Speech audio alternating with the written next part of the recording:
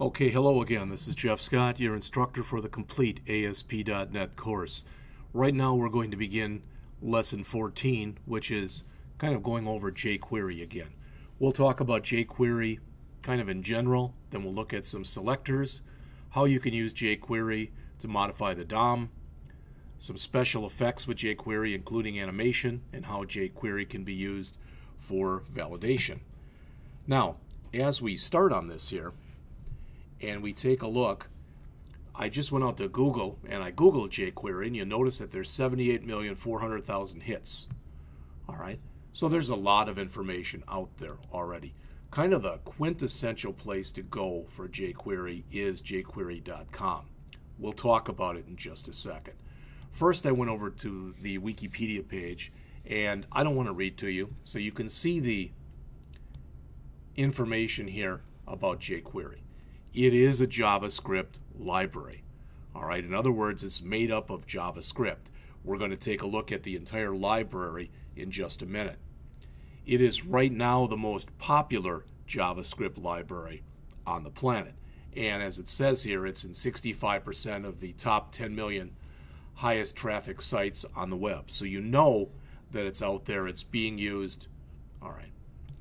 So this is the site basically for downloading jQuery, and it's just jQuery.com. Now if you look out here, you can see their definition. Again, a fast, small, and feature-rich JavaScript library. It allows you to do a lot of the things we already talked about, traversing the document object model or DOM, event handling, animation, working with Ajax, etc. So we're going to look at that in just a bit. Now you'll notice if I click the button here that says download jQuery, all right, so if I click that button, it'll ask, which one do I want? Do I want the newest version of version 1? And do I want the newest version of version 2? So you might think, well, of course you'd want version 2. Why wouldn't you? The difference between the jQuery 1.x and the jQuery 2.x is the fact that the jQuery 2.x does not have support for IE6, IE7, or IE8. Whereas you can still get minimal support with a jQuery 1.x. All right. So if we take a look at this, I want to show you, I'm just going to grab the newest version of the 1.x. I'm going to grab both these versions. But notice it says here, download the compressed version of jQuery 1.11.3 or 1.11.3. And if I look at it right here, and I open it up,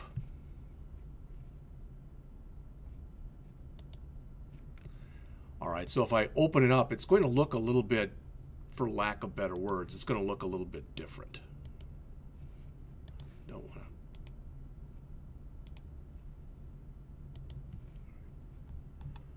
to. All right. So if I open it up here, you go, well, that's not very big. There's just a few lines. Well, if you look, I could just keep going and going and going and going and going.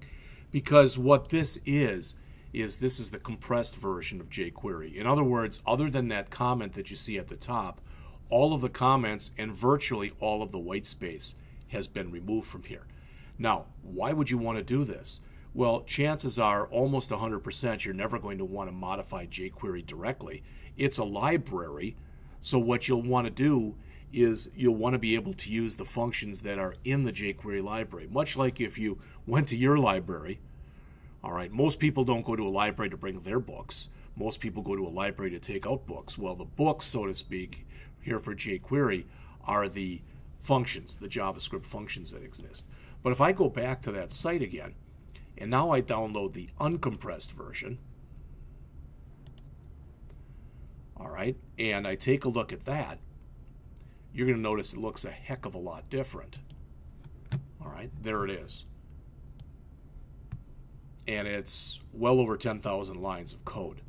But there's white space in there, there's comments in there, etc. So if I wanted to go in and actually make changes to jQuery, all right, I would download this uncompressed version. But I'm going to use the compressed version all the time just because of the fact, two reasons. First of all, I'm not going to make changes. And second of all, it's smaller, so it'll load faster. All right? And literally, I don't even have to download jQuery if I don't want to. If I don't want to download jQuery, then what I can do is I can use what's called a CDN, or a content delivery network. So if I put in a line that looks like one of these here, all right, and probably I'll have to change it so that instead of saying // probably so it says http://. But what that will do is it'll go out to the net, to the internet, and it'll find where that version of jQuery is hosted, and it'll bring that version into my program. Now, that's the advantage to doing that, so I don't have to worry about downloading it. The disadvantage is if I'm going to do that and use a CDN like that, then what I have to do is I have to have an internet connection. All right? There's other things that you can do too, but many times people do download the minified version so they have it available to them. All right? There's not much more I really want to take a look at here on the jQuery site, but rather than that, what I want to do next is go over to the jQueryui.com site. jQuery UI is the jQuery user interface. And notice it says it comes there as a separate download. And there's different things that are in here, different things that are available. What I'm going to end up doing for some of the programmatic examples that we see in this chapter is I'm just going to reproduce some of the stuff that's in here. For instance, notice if I came in and I wanted an accordion. So I could come in here and do this. All right. Quite often you use things like accordions for an FAQ, a frequently asked questions page. So this might be, what is ASP.NET?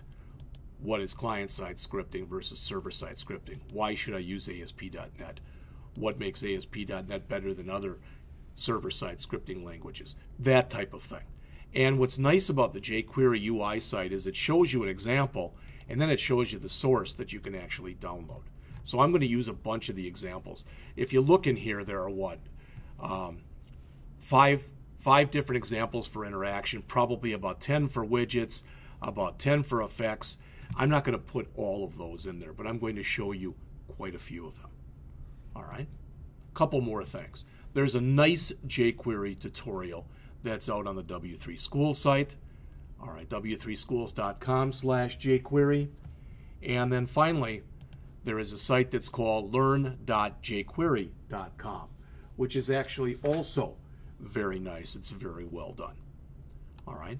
And it's sort of in a book format, and they've got different examples and different things that are in there. I have not found any kind of a link in here that lets you just download this whole thing into a PDF or whatever. If I find that, I will make that available to you. So again, the idea behind the jQuery library is to simplify your work with web pages. All right, and it's a library, it's a JavaScript library, but more than anything else, it works with CSS selectors. Now it does other things also, but more than anything else, that's what it does. So I've already shown you a couple different ways that you can get a hold of jQuery. I'm going to show you yet another way in the next example that we go through, the next programmatic example using the program packet, the NuGet packet manager. So we're going to take a look at that. And even with that, there's 2 or 3 different ways that you can do it. All right. And there's, again, different ways that you can include the jQuery library. So we're going to create a very simple page with jQuery in it.